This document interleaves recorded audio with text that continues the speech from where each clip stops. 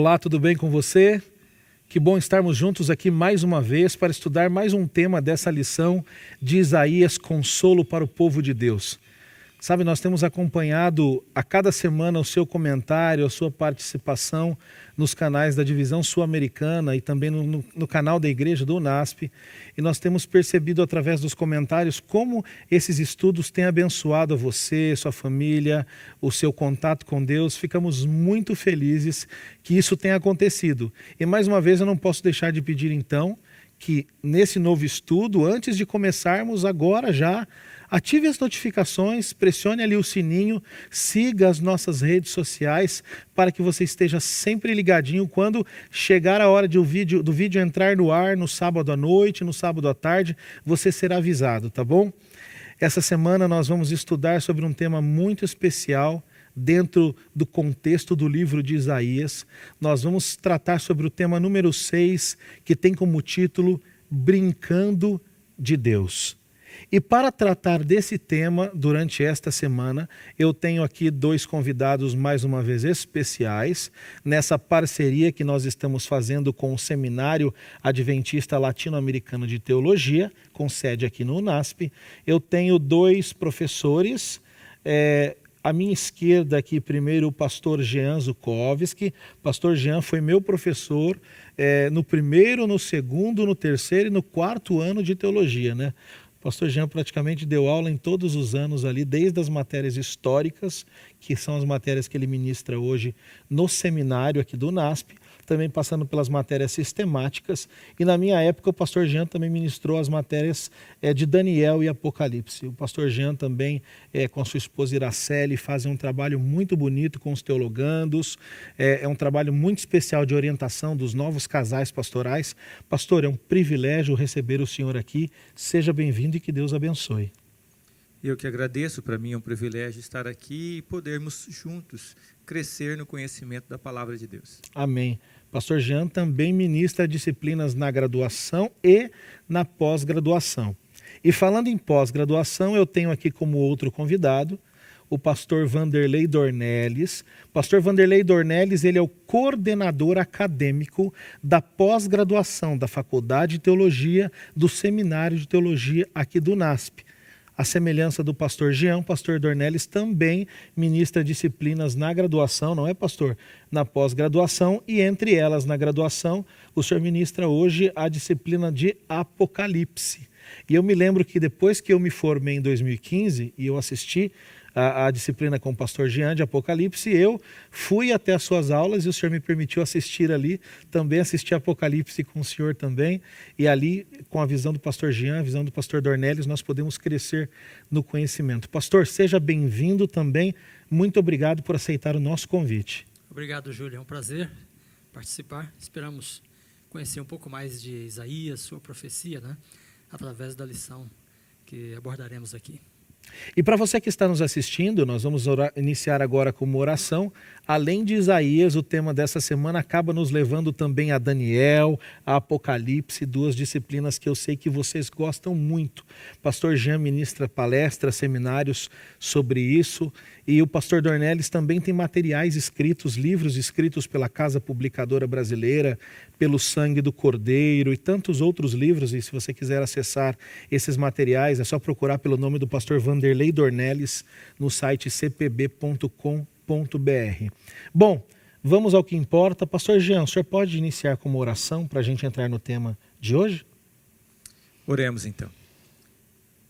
Eterno Deus e Pai, nós vamos neste momento abrir a sua palavra e estudarmos para melhor compreender o seu plano para o seu povo e toda a maneira como o Senhor dirige as nações. O Senhor possa iluminar a nossa mente para compreender e explicar a tua palavra e também iluminar a mente daqueles que vão participar conosco neste estudo, em nome de Jesus. Amém. Amém. Mas antes de entrarmos no tema, eu gostaria de convidar você que está aí agora diante do seu computador, do seu smartphone ou da sua TV, a ler conosco o verso para memorizar do tema desta semana. E ele está localizado em Isaías capítulo 25, verso 9. Vai aparecer para você aí, você pode ler conosco, acompanhar nesse momento a leitura de Isaías 25, 9, que diz assim: Naquele dia se dirá: Eis que este é o nosso Deus, em quem esperávamos, e ele nos salvará. Este é o Senhor, a quem aguardávamos. Na sua salvação exultaremos e nos alegraremos. Tem um velho adágio, um velho ditado popular que diz que todo menino sonha em ser homem, todo homem sonha em ser rei e todo rei sonha em ser Deus. Mas somente o nosso Deus se tornou menino e veio a este mundo. Nós estudamos sobre a pessoa de Jesus Cristo na semana passada. Mas falando um pouco agora sobre querer ser rei, ou querer ser Deus, ou brincar de ser Deus, que é o tema da nossa semana, do nosso estudo, nós, pastor Dornelles, começamos aqui ao estudar a lição desta semana, que vamos estudar durante toda essa semana, nós percebemos que o livro de Isaías, até o capítulo 12, ele apresenta ali uma seção onde traz alguns oráculos contra algumas nações, mais especificamente contra a Assíria, né? Apesar de o livro de Isaías retomar esse oráculo no capítulo 14, basicamente aqui, dos capítulos 13 até o capítulo 23, o livro apresenta oráculos de destruição contra outras nações. Eu gostaria que o senhor, se pudesse agora comentar para nós, quais são essas outras nações e o que são essas profecias, essas falas de Deus contra essas nações, o que elas têm de diferente daquilo que nós vimos do capítulo 1 ao 12. Muito bem, Júlio. Vamos lembrar que Isaías é um profeta do final do século VIII, né, para o século VII. E esse é um período, né, do predomínio da Assíria naquela região do mundo, e é também o período o início da ascensão da Babilônia. Nos lembramos que a Assíria invadiu o reino de Israel, né, ano 722. Então o reino do norte de Israel caiu nas mãos do poder assírio. Um pouco mais de 100 anos depois, o reino do sul, nas mãos de Babilônia. Então os dois impérios, os dois poderes predominantes, né, daquela região da Mesopotâmia nesse período é o poder assírio e o poder babilônico. O poder assírio que predominou até um pouco mais, até um pouco além, né, do final do século VIII, e depois a Babilônia, durante o século VIII até 539, né, no século VI. Os profetas sempre se relacionam, de alguma maneira, né, com os reis. É interessante perceber isso. Veja que os profetas de Israel estavam em constante contato com os reis, ora para assessorá-los, orientá-los, ora para adverti-los, né, repreendê-los em nome de Deus. Lembra de Elias, né, que compareceu perante Acabe? Então os profetas tinham vários oráculos relativos aos reis. Muitos deles tinham cargos reais, né, pastor? Muitos deles tinham cargos junto aos reis, né? Cargos reais. Alguns eram profetas do palácio, né? Então veja que o profeta, como um representante de Deus, o rei supremo, né, traz mensagens de advertência e às vezes de repreensão ao rei terreno, que muitas vezes, como você disse no adágio popular, né, deseja ser Deus, ou pensa que é Deus, né, tem um complexo de Deus. Então, o poder faz esta perversão na cabeça de muitos seres humanos. Quando eles assumem o poder, têm autoridade, eles pensam que estão acima do próprio Deus, né? Então, aparece aí o profeta para dizer, não, você não é Deus, você é apenas um ser humano, né? E é o que ocorre aqui no caso dessas nações. Quando lemos aí Isaías, né, a partir do capítulo 13, então nós temos esses oráculos contra as nações. Veja, que nações temos aqui referidas? Então tem a Babilônia, né, os capítulos 13 e 14. Depois tem os filisteus, os assírios, ainda no capítulo 14, Moabe, um dos grandes inimigos de Israel, capítulo 15, 16. No capítulo 17, olha, a profecia contra Damasco, da Síria, e Efraim, né, o reino do norte de Israel. Profecia contra a Etiópia, capítulo 18, contra o Egito, né, no capítulo 19. Os etíopes, de novo, no capítulo 20.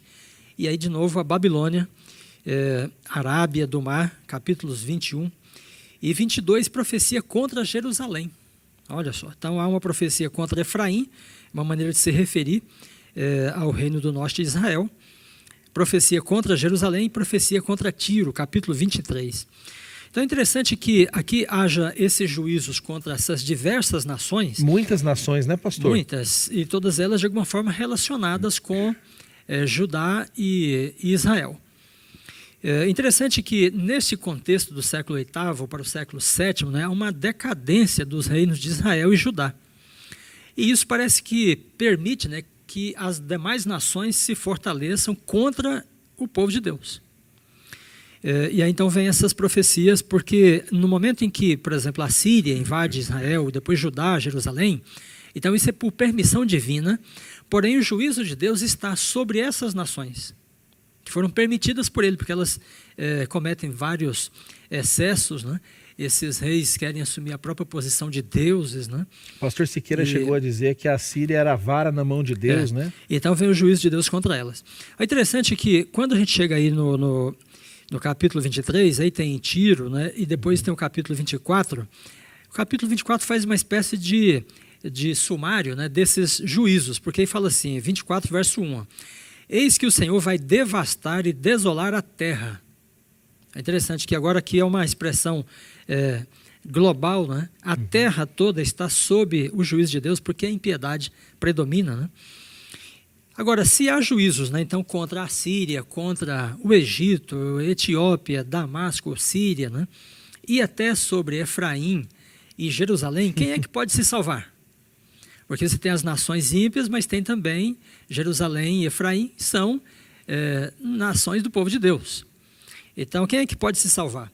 Então, vem a mensagem de Isaías, né, acerca do remanescente.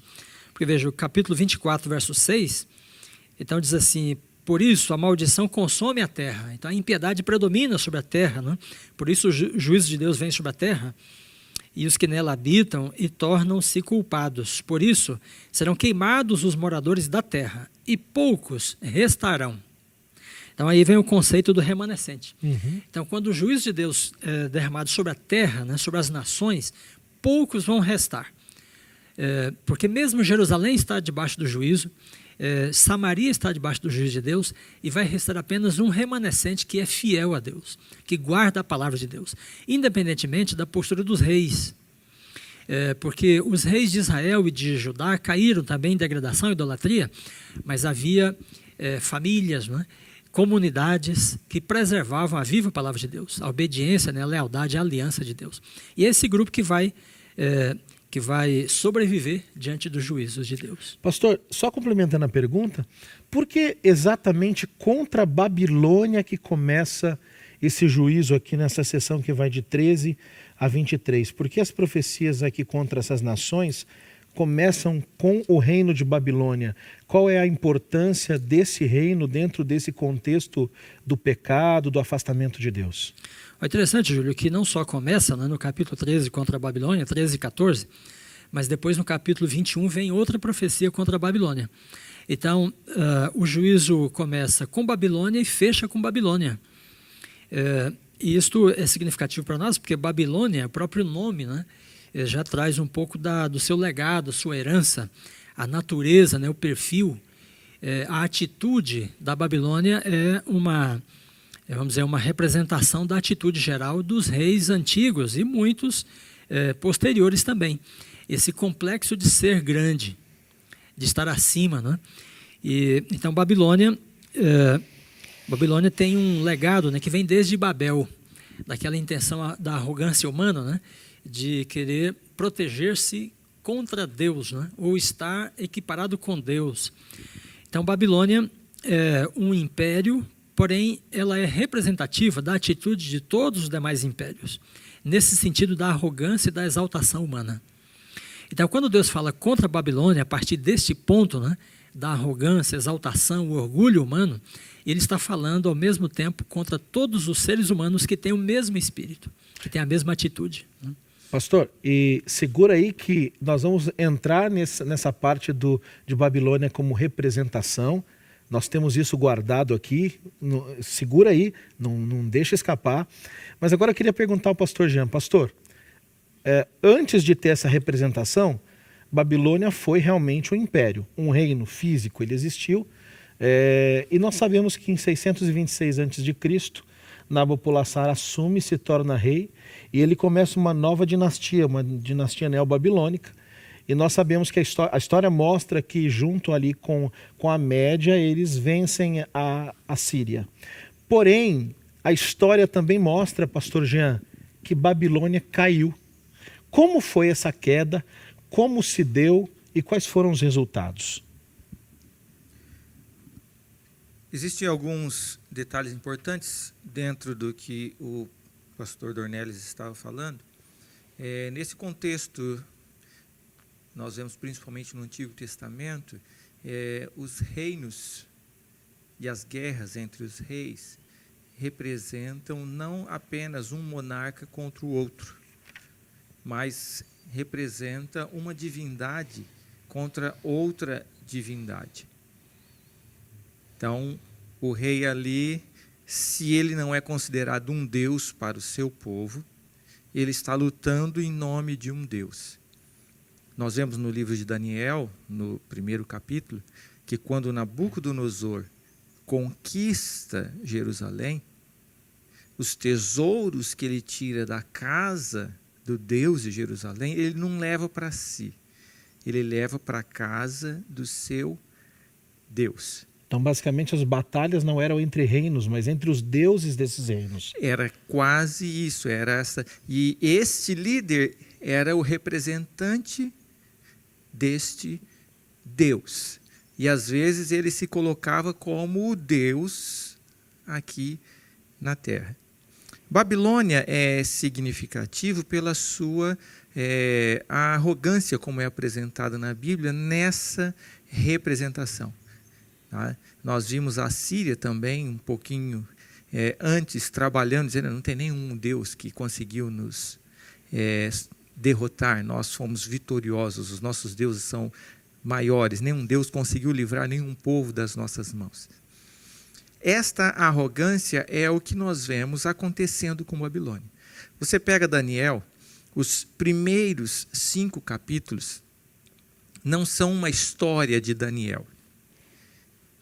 É a história de como Deus lida com aqueles reis e reinos fora dos domínios de Israel, e ao mesmo tempo que esses reis mostram a sua arrogância e são humilhados, e também reconhecem a soberania de Deus, o que acontece com Nabucodonosor.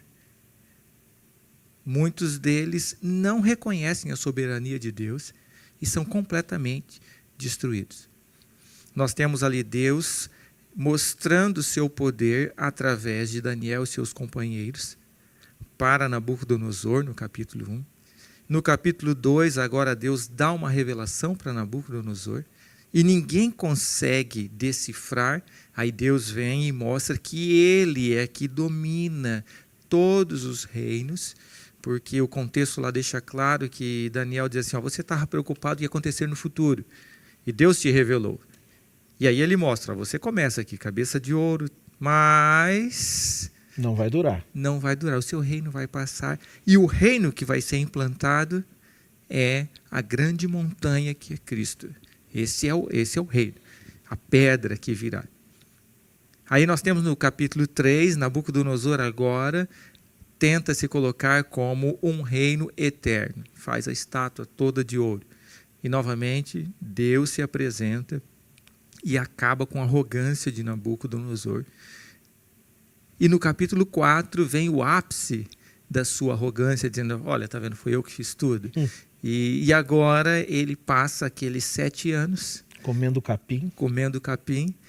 Mas tudo isso era o processo que Deus estava levando Nabucodonosor a reconhecer a soberania de Deus, e é o que ele faz ao final do capítulo 4 de Daniel. O interessante é que, apesar de todo esse processo, de toda essa história, quando nós chegamos no capítulo 5 de Daniel, Belsazar, que viu tudo isso acontecendo, ou se não viu presencialmente tudo, ficou conhecendo, ele era ali da família, praticamente um neto de Nabucodonosor, ele está com Babilônia sitiada pelos reinos da Média e da Pérsia, comandados por Ciro, e ele convoca uma festa. E essa festa tem um contexto religioso, porque ele traz agora os elementos religiosos dos reinos conquistados para mostrar o quê? Babilônia é invencível, não tem ninguém que consegue nos derrotar. Inclusive os utensílios do templo de quando ele venceu o povo de Deus, não é? Ele traz ali também, não é, pastor Jean? E ele traz ali. E é nesse momento que Deus se manifesta e traz o juízo. Falou, olha, agora acabou, não tem mais condições. A taça transbordou. Transbordou. E aqui nós vemos o contexto, né? 2 reis do mesmo reino, Babilônia. Um se submete a Deus, se converte, e o outro mostra toda a sua arrogância. E aí a Babilônia é destruída. É interessante nós vermos que neste momento a Babilônia não desaparece. Tanto no capítulo 6, nós temos ali Darius governando a Babilônia. O próprio Alexandre, anos depois, tenta fazer o centro do seu reino, macedônico, helênico, na Babilônia. Mas ela, com o passar do tempo, quando nós chegamos no tempo de Roma, ela já não tem mais nenhum morador. Ela vai perdendo a relevância gradativamente até o ponto em que ela deixa de existir. Ela deixa de existir como cidade. Então, aquela glória totalmente desaparece. Isso é significativo em 2 aspectos. O primeiro aspecto é o aspecto de Isaías.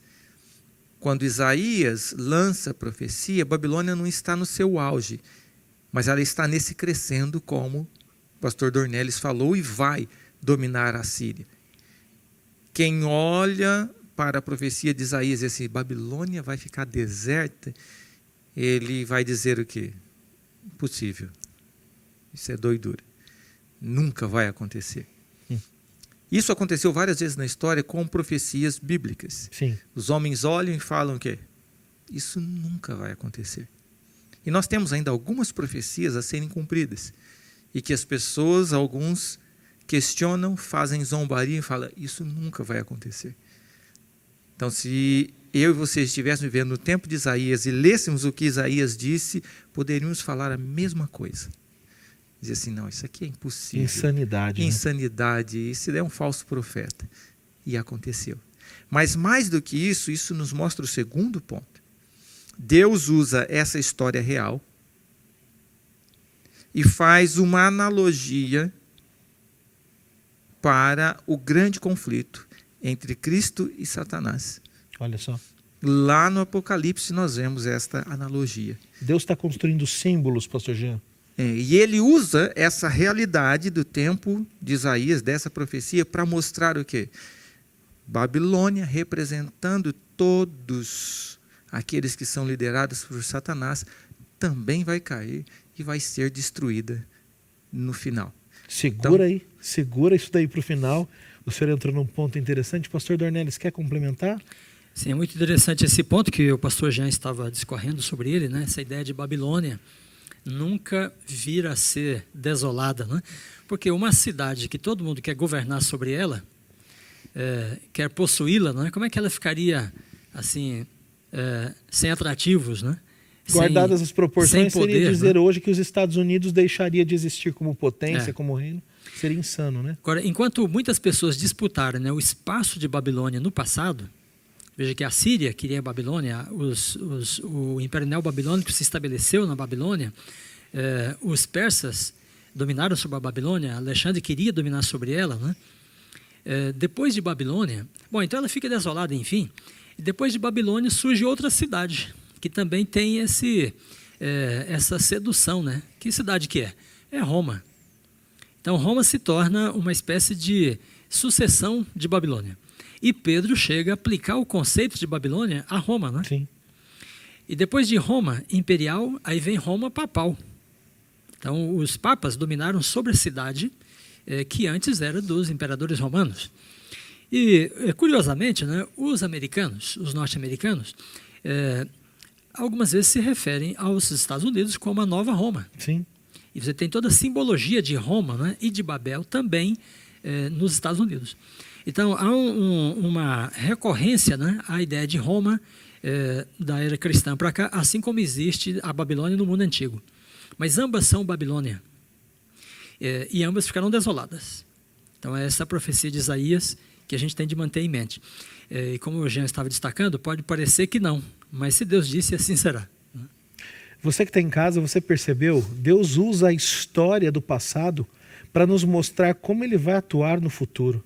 Essa história de Babilônia, a grande cidade, aquela que era o desejo de todos habitar nela, dominá-la, você percebe que ela deixou de existir ao longo do tempo. Porque Deus disse que derrubaria com a sua arrogância, acabaria com a sua arrogância. Sabe, minha irmã, meu irmão, meu amigo que está assistindo a isso, é uma lição para nós. Diante de Deus, primeiro, diante da sua palavra, nós temos que nos colocar debaixo dela. Se Deus disse que vai acontecer, creia, vai acontecer. E um segundo ponto, nenhum de nós é maior do que Deus. Nenhum rei, nenhum governador, nenhum presidente, ninguém, por mais poderoso que seja, é maior do que Deus e pode se colocar acima da sua palavra. Mas, pastor Dornelles, quando surge agora a queda de Babilônia e a libertação do povo de Deus, comecinho de Isaías 14, nós vemos aqui no nosso guia de estudos que também é apresentado um insulto simbólico, uma fala, não agora contra a nação, mas contra o rei de Babilônia. E tem um contexto ali que a gente sabe que não é literal, porque envolve contato com os mortos, etc. Mas é uma forma poética que o escritor bíblico também usa para ilustrar aqui o que aconteceria com o líder, o rei de Babilônia. Ou seja, a arrogância precede a queda, isso está em Provérbios, né? Minha pergunta, como essa fala de Isaías 14, essa fala poética, até dramática, pode ser aplicado ao rei de Babilônia de forma literal? Muito bem, a linguagem poética deve ser encarada, né, como uma linguagem marcada por subjetividade, pela metáfora, né, simbologia, o valor simbólico, e por isso ela se torna uma linguagem mais universal. O que parece ser subjetivo, às vezes, é mais para criar uma abarcância, né, do alcance desta mensagem. Então, como você bem falou, quando se refere aos mortos, não é exatamente, vamos dizer assim, um domínio dos mortos, em que eles têm uma existência, mas apenas uma linguagem poética. E a gente deve entender, então, todo esse capítulo 14 a partir dessa perspectiva da linguagem metafórica, poética, simbólica, né?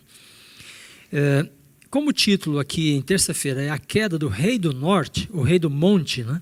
Perdão, a queda do rei do monte, Isaías 14. Então deixa eu fazer um pequeno comentário antes de entrar em Babilônia sobre essa questão do monte. Então tem toda uma simbologia da montanha, né? Isso ao longo do contexto bíblico. Veja que Deus é várias vezes referido, né, como sendo a partir da linguagem da montanha, né? Deus é nosso refúgio e fortaleza. Ele é a minha rocha, né? O trono de Deus está estabelecido sobre o Monte Sião. Então, o que a montanha transmite, né, nessa linguagem poética? É a ideia de estabilidade, de permanência, de refúgio, né, de fortaleza, e também a ideia de altura, de grandeza. Então, quem está sobre o monte enxerga mais longe, né? De certa forma, esta altura é a altura do domínio, do governo, né? Então, as nações são muitas vezes referidas a partir dessa simbologia do monte. O pastor Jean já mencionou aqui, em Daniel, capítulo 2, né, você tem então a estátua e a pedra que cai sobre ela, representando o reino de Deus, se transforma numa grande montanha. Uma grande montanha. Jeremias se refere à Babilônia como um monte em chamas. Uhum. Então veja, os reis queriam estar sobre o monte, sobre a montanha, né, ou ter o reino deles como sendo uma montanha, porque a montanha é essa linguagem poética de estabilidade, permanência, grandeza, né, altura, e um símbolo apropriado para o orgulho. Lembra também que em Mateus capítulo 4, né, o diabo tenta Jesus e o leva ao alto de um monte. E fala para ele, olha, todas as nações em volta, né, que você enxerga daqui, eu vou te dar tudo isto. Então o que ele estava prometendo? Um reino e poder humano para Cristo. Perfeito. Mas Jesus vê as coisas de outra perspectiva, né? Aí por isso nós chegamos no Apocalipse 17, né, o anjo explica para João, fala assim, João, as 7 cabeças da besta são 7 montes. Mas como assim 7 montes? Aí as pessoas que querem entender assim de forma literal, elas falam, a única cidade de 7 montanhas, 7 colinas é Roma. Então a Babilônia é Roma. E aí a meretriz é Roma, a Roma dos Césares, né, dos imperadores. Não, na linguagem bíblica, o anjo está falando de 7 impérios. 7 reinos, né, que pretendem ser como Deus é, pretendem exercer o poder como Deus exerce. Então, essa linguagem de montanha aqui tem toda essa simbologia no contexto bíblico, é uma disputa do poder, sabe? E os seres humanos querem estar no alto. Daí vem os zigurates, as pirâmides, né, o obelisco, sabe, que é uma reprodução de Babel, dessa ideia da grandeza, né, de se fazer um monte artificial, de conseguir vir lá de cima, né, e governar lá de cima. No Apocalipse, capítulo 9, também você tem a montanha em chamas, né? Melhor, capítulo 8. Então, é um juízo sobre Roma, e ele vem com essa linguagem da montanha que está ardendo em chamas e é lançada ao mar, ou seja, destruiu tudo, né? O Monte Sião permanece. Então, em Apocalipse 14, então, João diz, eu vi o Cordeiro sobre o Monte Sião, e com ele os 144 mil. Mas a montanha dos reinos humanos, essa é destruída completamente. Muito bem, então essas simbologias mostram a linguagem poética, né, dos profetas e permite você ter uma visão bíblica mais ampla, né, do que eles querem dizer ao empregar essas metáforas. O senhor explicar o que significa o monte aqui, para você que está nos assistindo em casa, eu tenho certeza que agora fica muito mais claro o que significa a queda do rei do monte, né? E veja que o rei do monte, né, é aquele que aí no capítulo 14 de Isaías, que ele diz, 14, 13, né, no monte da congregação me assentarei, nas extremidades do norte, lá em cima, né, no topo. O mais alto possível. Muito bem, então quando o leitor vai passando aqui por Isaías 14, né, então ele vê a profecia contra o hino triunfal sobre a queda da Babilônia. Ele vai lendo e ele pensa, bom, é a Babilônia de Belsazar, de Nabucodonosor, Nabopolassar, né, a Babilônia que invadiu Judá.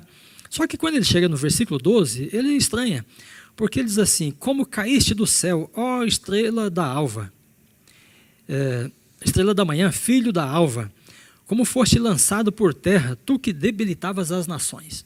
Então parece que ele fala de Babilônia, mas tem hora que a linguagem extravasa, ou extrapola, né, o limite de Babilônia.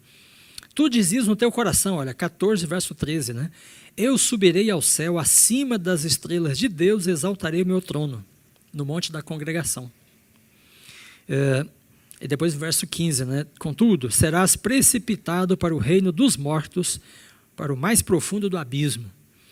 Então, esta linguagem poética parece extrapolar um pouco o domínio de Babilônia, porque aqui há uma abertura, né, para se perceber o espírito por trás de Babilônia, o verdadeiro poder por trás de Babilônia, que é aquele que quer sentar-se no monte da congregação. O interessante da referência aqui de monte da congregação é que a gente pode se lembrar de Jó. Então, veja que lá em Jó capítulo 1 e 2, né, os filhos de Deus comparecem perante ele numa assembleia, numa congregação. E Satanás está no meio deles. Sim. Só que ele tem o posto mais alto que ele conseguiu, né, por usurpação, é ser o príncipe deste mundo. Representante da terra. Mas quando ele comparece lá, ele pensa assim, eu ainda vou assumir o lugar dele. No monte da congregação vou exaltar o meu trono. Então ele queria estar acima dos principados do universo. E esse desejo dele, né, dessa grandeza, que chega a desafiar a Deus, é compartilhado pelo rei de Babilônia. Porque Babilônia também queria, os reis babilônicos tinham essa mesma pretensão. Mas como você bem disse no adágio popular, todo rei quer ser Deus, né? Isso não era particular do rei de Babilônia. Os impérios têm mais essa característica porque eles dominam sobre outras nações. Mas todos os reis têm esse complexo de Deus. Agora, os impérios, quando eles dominam sobre outros reis, aí mais ainda eles se sentem deuses, sabe? Veja Nabucodonosor, né? Ele chega para os 3 amigos de Daniel, capítulo 3, verso 15, né? Diz assim: quem é o Deus que pode livrar vocês das minhas mãos? Ele se sente acima de todos os deuses. Sim. E desafia, né? Então, quando Isaías fala da queda do rei da Babilônia, ele nos permite, nessa linguagem poética, visualizar que o rei da Babilônia compartilha com Satanás do seu intuito, né, de ser igual a Deus, no sentido de ser substituto de Deus. E aí então vem o juízo, né? Contudo, serás precipitado para o reino dos mortos, no mais profundo abismo. E a Apocalipse termina com o diabo preso no abismo, né, e depois lançado no lago de fogo. Então esse é o destino de Babilônia e é o destino depois de Satanás no fim dos tempos.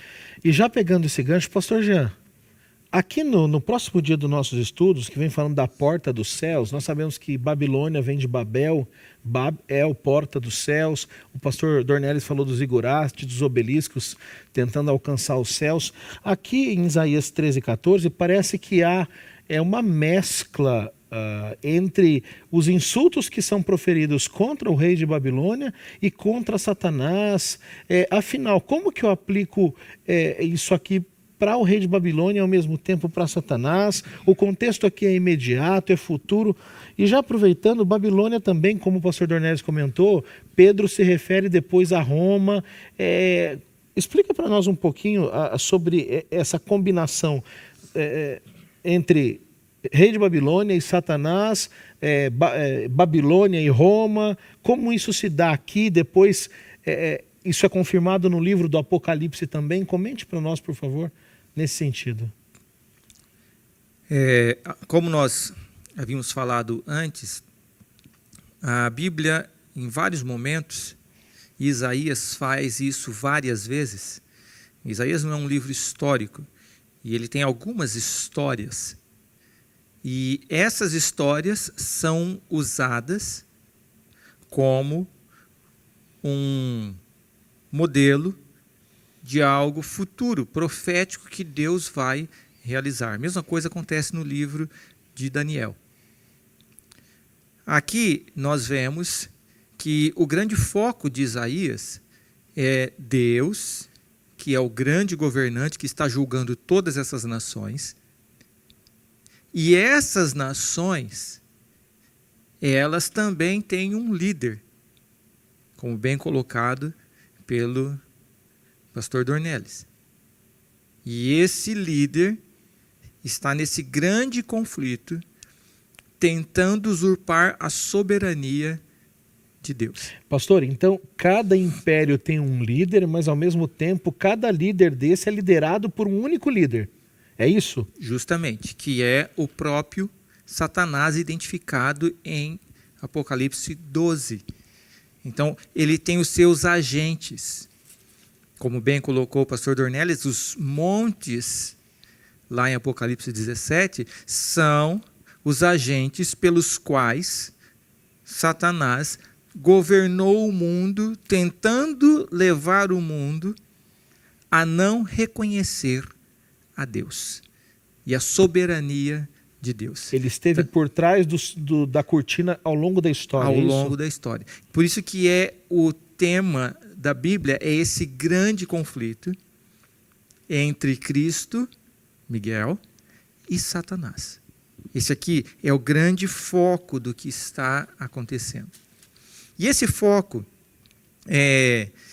ele é usado, Babilônia, apenas como sendo um modelo.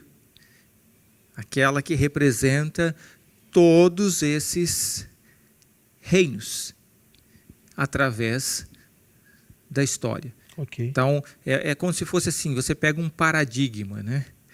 Babilônia é o paradigma, usado na Bíblia para representar essa rebeldia contra Deus.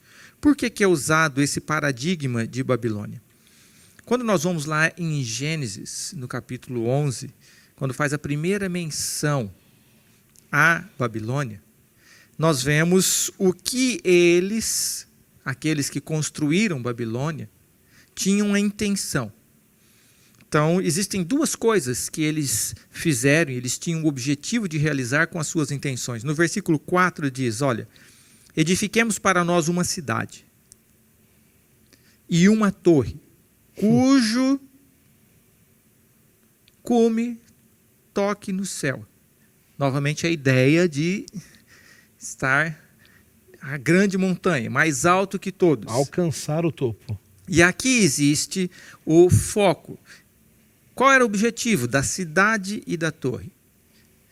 Então, duas coisas. E façamo-nos um nome. Primeiro. Segundo, para que não sejamos espalhados sobre a face de toda a terra. Interessante que a Bíblia vai usar muito essa questão do nome. E no Novo Testamento você é rico em ter ali a ideia de que não existe um outro nome. O único nome que todos vão se dobrar é o nome de Cristo. Exatamente. Ou seja, Babilônia queria construir o seu próprio nome. Exaltação. Eu não preciso de Deus. Eu não preciso de Cristo. Nós vamos subsistir por nós mesmos. Mais do que exaltação, é algo forçado, né? Sem a mão de Deus, é pelo próprio homem. É por nós mesmos. E aí, a segunda questão é para que não sejamos espalhados sobre a face de toda a terra. Ou seja, a nossa cidade, ela será o centro de um governo mundial. E através desse poder, nós vamos governar todo mundo. Tá?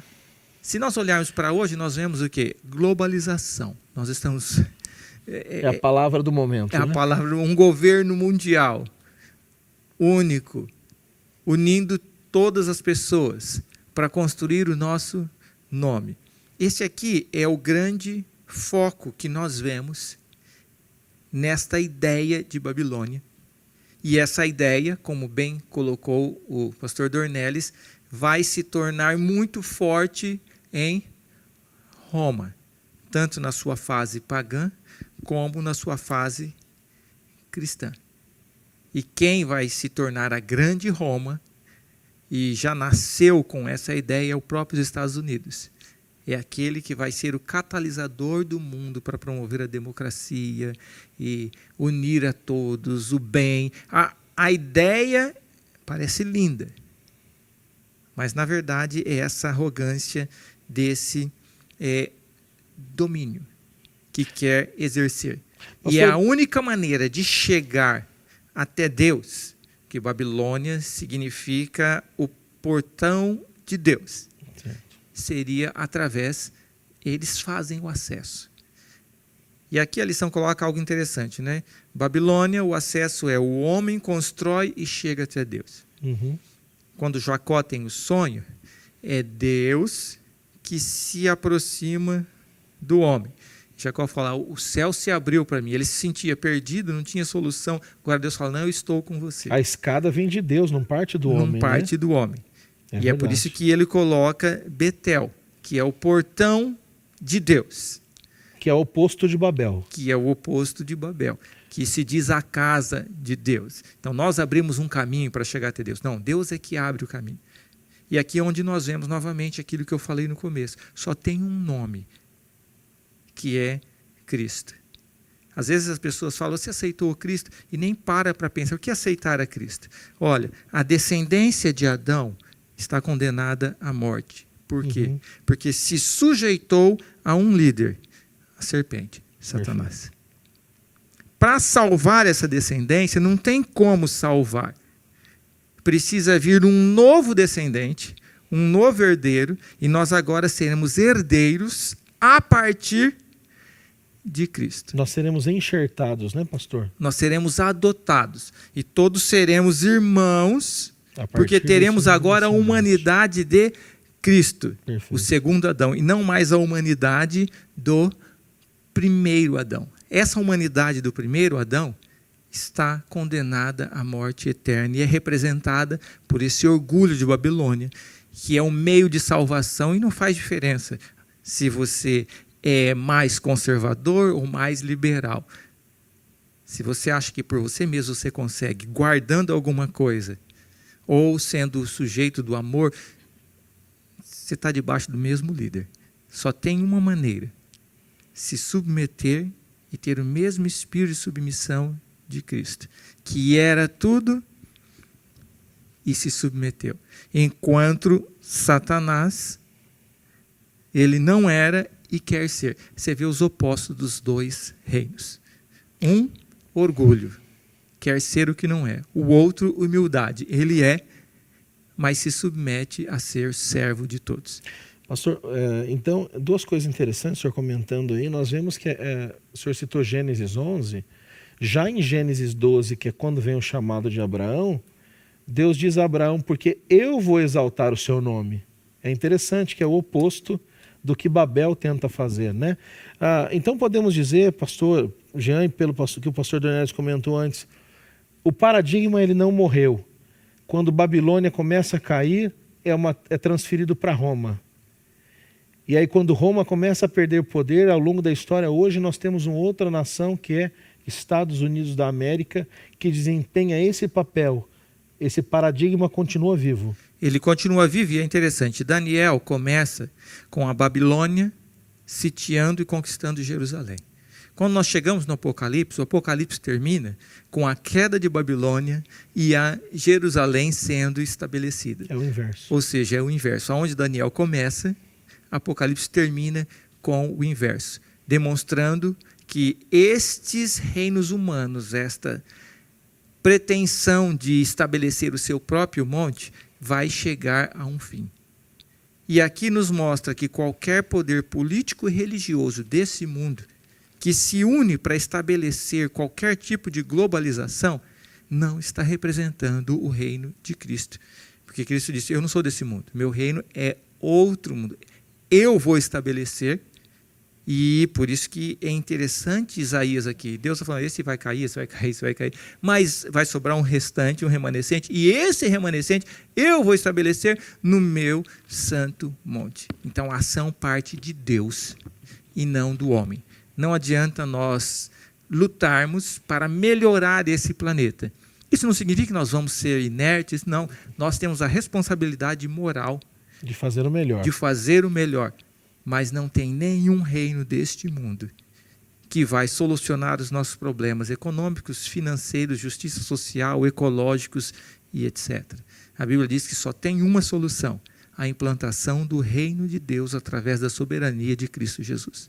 Agora, pastor Dornelles, dentro disso que o pastor Jan Zukovski falou, mas antes falando com você que está em casa, você percebe, talvez você não esteja entendendo direito essa questão de Babilônia, Roma, Estados Unidos. O que significa tudo isso? Bom, deixa o seu comentário aqui no nosso vídeo, aqui embaixo.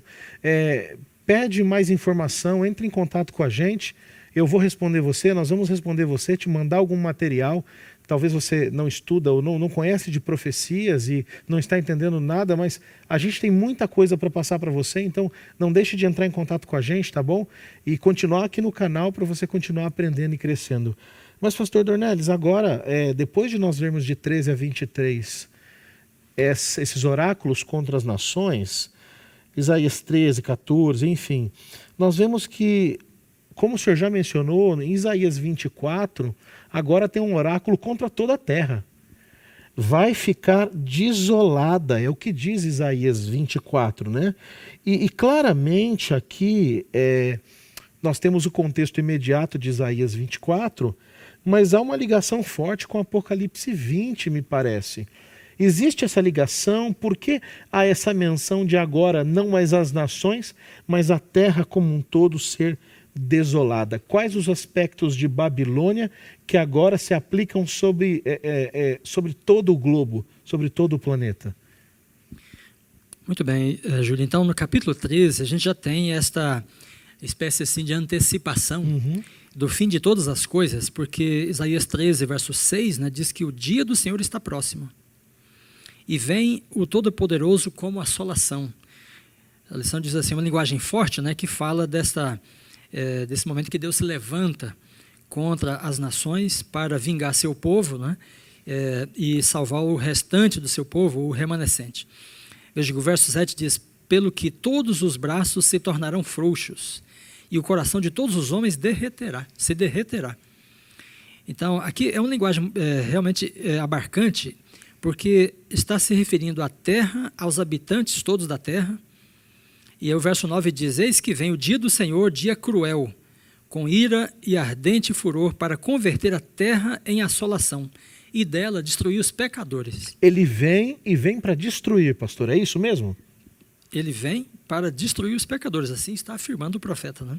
Porque as estrelas e as constelações do céu não darão a sua luz, e o sol logo ao nascer se escurecerá, e a lua não fará resplandecer a sua luz. Muito bem, então, veja que nós falamos aqui desta questão da profecia local, né, temporal de Isaías. Ele realmente está falando da Assíria, de Babilônia, daquelas nações daquele tempo, né? Mas a sua linguagem extrapola um pouco isto e avança para o dia do Senhor lá na frente. De certa forma, é possível, né, que na visão de Isaías, lá no século VIII e VII, ele pensasse no dia do Senhor como o dia da vinda do Messias, de Jesus, na encarnação. E ele fala, né, do Emanuel, Deus conosco, e a perspectiva deles era de que a queda de Babilônia, e qualquer que fosse Babilônia na época, fosse a Babilônia de Belsazar ou a Babilônia dos Césares, né? Porque Roma é a Babilônia também. Então, quando Jesus se manifestasse, ele derrotaria a Babilônia e então resgataria Israel.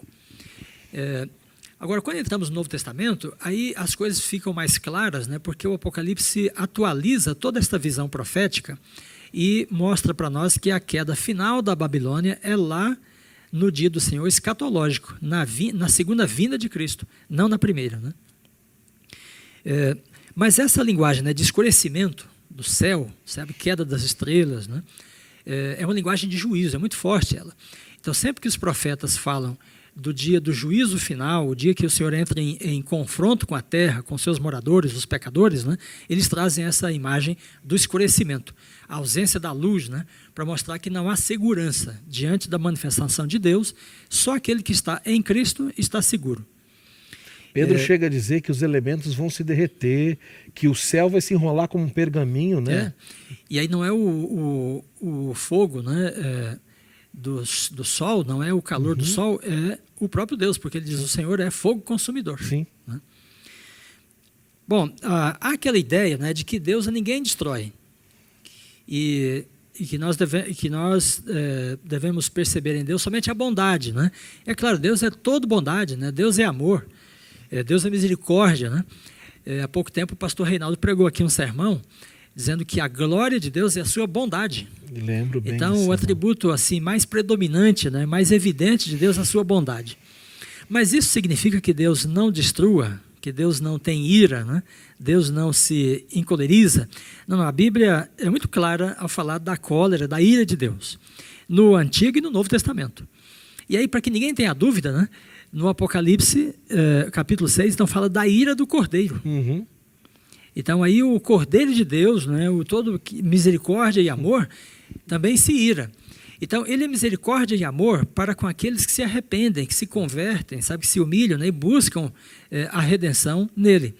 Mas ele é ira e poder destruidor contra aqueles que permanecem no pecado, contra os impenitentes, sabe?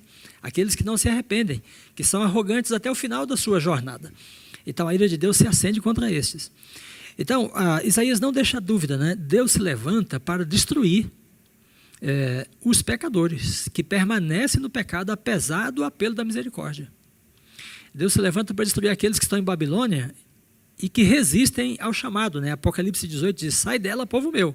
Quem não sai permanece lá, permanece com o espírito de Babilônia, esses estarão sujeitos ao poder destruidor de Deus.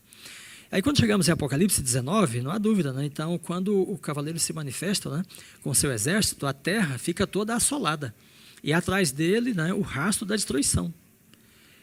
Então a ira do Cordeiro vai se manifestar no dia do Senhor. Depois dos 1000 anos, né, então o fogo desce do céu. Veja, não é fogo acendido pelo ser humano, não é fogo desta terra, é o fogo que desce do céu e vai destruir tudo que há de impiedade, de injustiça e de corrupção na terra. Então, Deus é misericordioso, salvador, Deus é amor, mas Ele também é justo, né? E é isso que traz segurança para a sua criação. Porque se Deus fosse inerte, passível diante do mal, que segurança o justo teria, né, de que todas as coisas terminarão bem? Não haveria segurança, né, para o universo se Deus não fosse também capaz de irar-se contra aqueles que se levantam contra Ele, se Deus fosse impassível, né?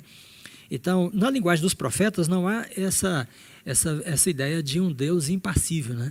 Não, Deus se alegra com a bondade, com a justiça, com o amor, e Ele se ira contra a corrupção.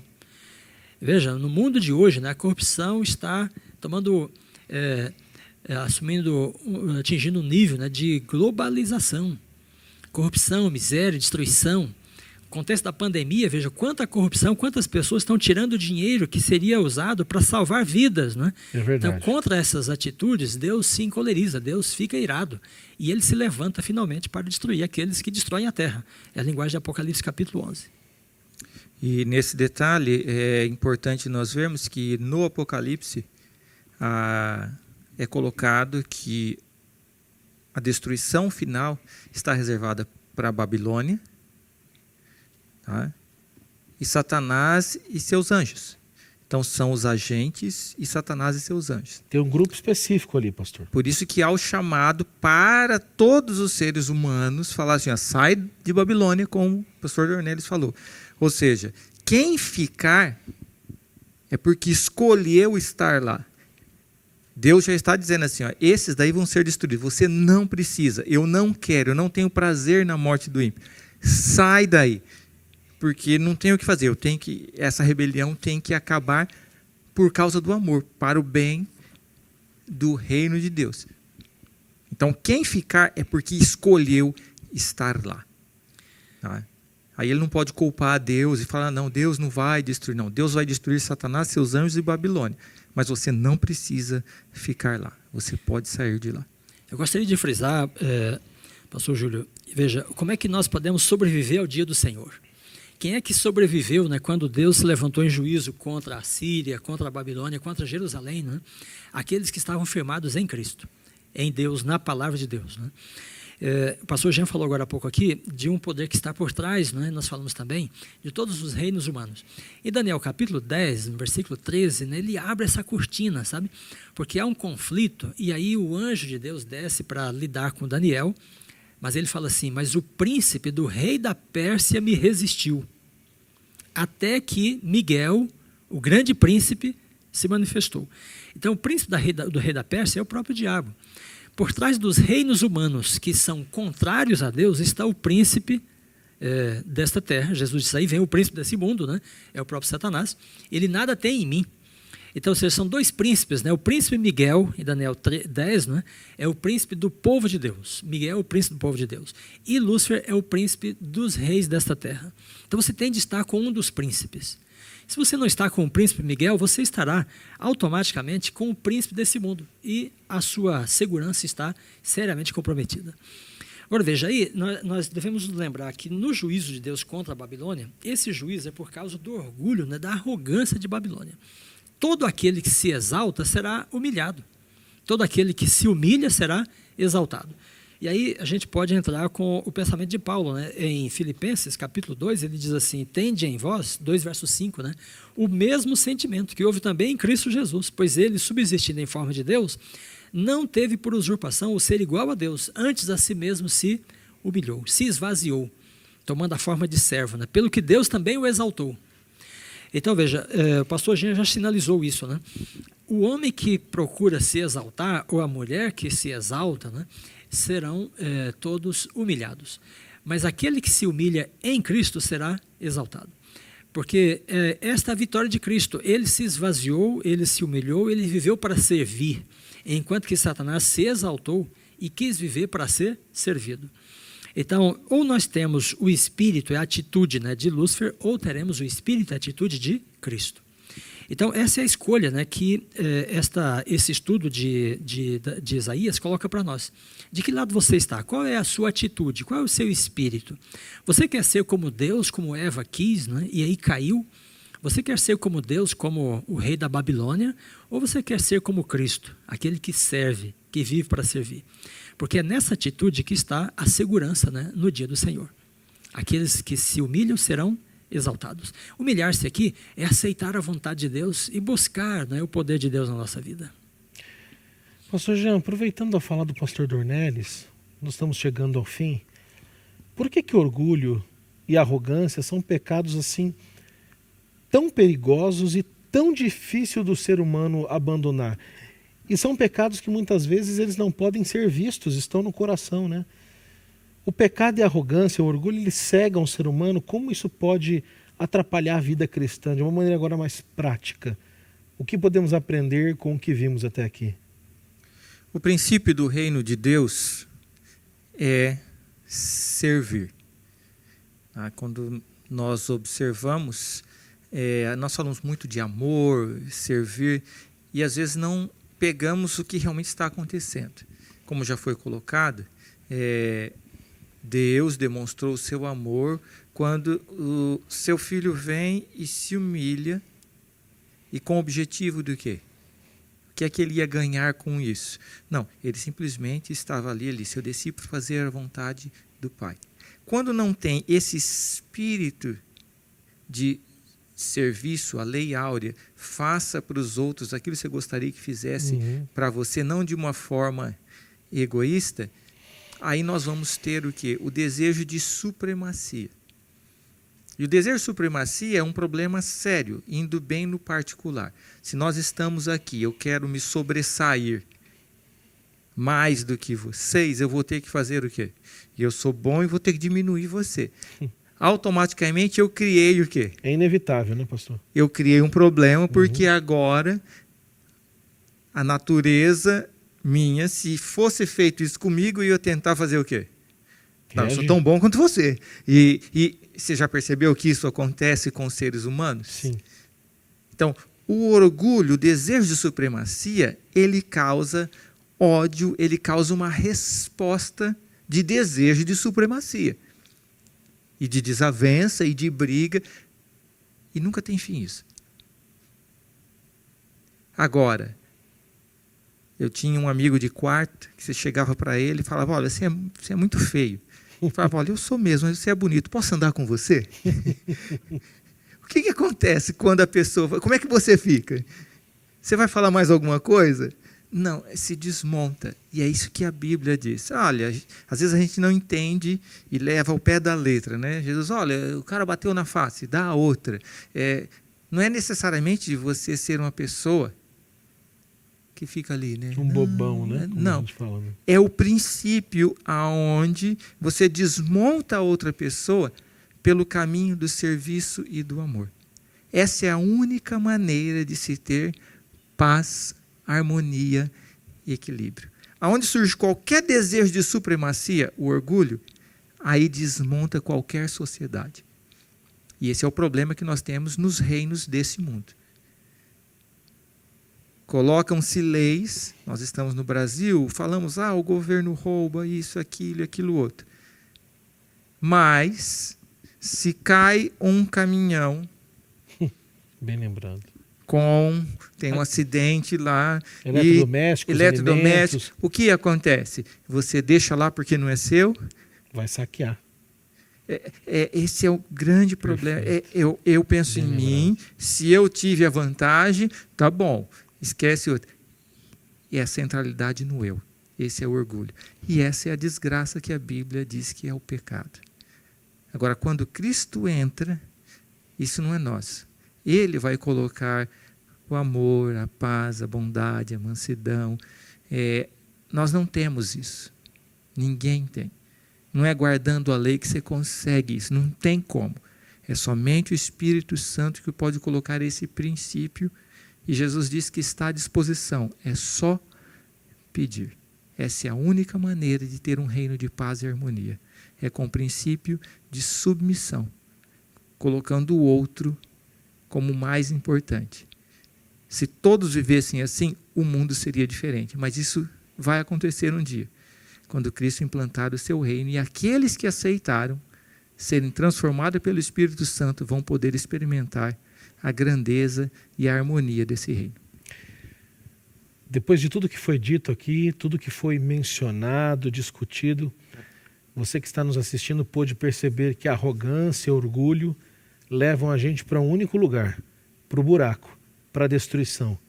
Foi assim com o rei de Babilônia, foi assim com todos os reis ao longo da história, foi assim e será finalmente na volta de Cristo com Satanás. Mas se tivermos no coração, e aí o pastor Vanderlei Dornelles aqui foi muito sábio ao colocar, se tivermos no coração o mesmo sentimento, a mesma atitude de Jesus, certamente estaremos entre aqueles que viverão com ele durante toda a eternidade. 2 modelos, 2 paradigmas, Cristo e Satanás. E nós podemos aprender então, não é, pastor Jean e pastor Vanderlei Dornelles, que o único modelo a ser seguido é o modelo de Cristo, do amor, do serviço.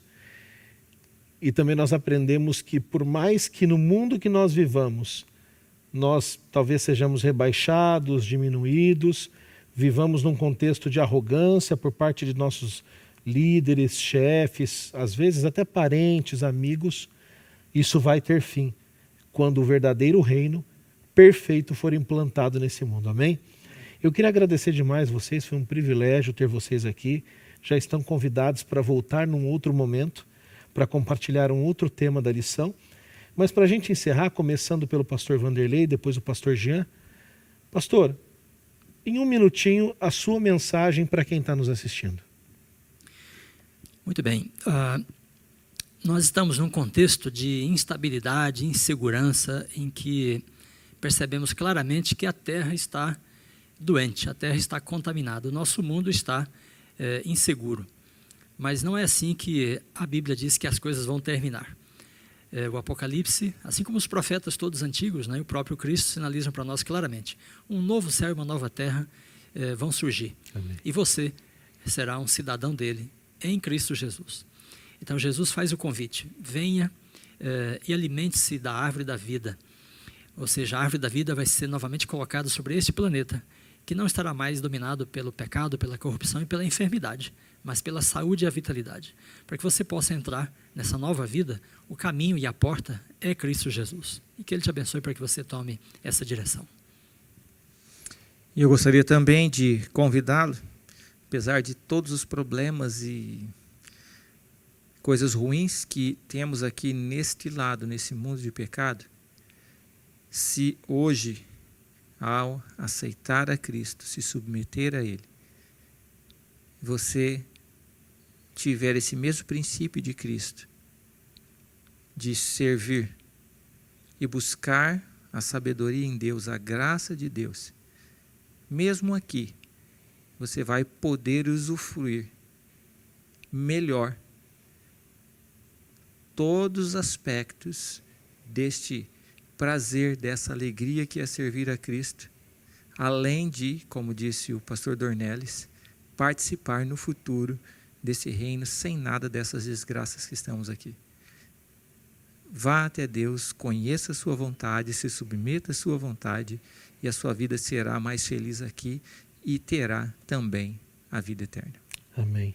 Pastor Dornelles, o senhor pode encerrar com uma oração? Pois não. Oremos a Deus. Nosso Deus e Pai, observando, Senhor, a mensagem dos profetas, percebemos quão facilmente o orgulho, a arrogância podem dominar o coração humano. Somos atraídos, somos inclinados para esse espírito, essa atitude que também esteve no coração do próprio Satanás desde o princípio. Mas, ó Pai, observando a mensagem evangélica de Isaías, dos demais profetas, dos evangelhos, nós percebemos também que um princípio diferente, o princípio do serviço, do esvaziamento do próprio eu, da obediência, da submissão, também podem tomar parte em nosso coração. E que possamos realmente mirar o exemplo de Cristo e segui-lo, tendo a sua mesma atitude, de viver para servir, para promover o bem, para redimir as pessoas, para fortalecê-las, e que assim, vivendo para servir, possamos ter sobre nós o nome de Cristo, a marca, o selo de Cristo, e assim possamos ser também cidadãos do reino de Cristo.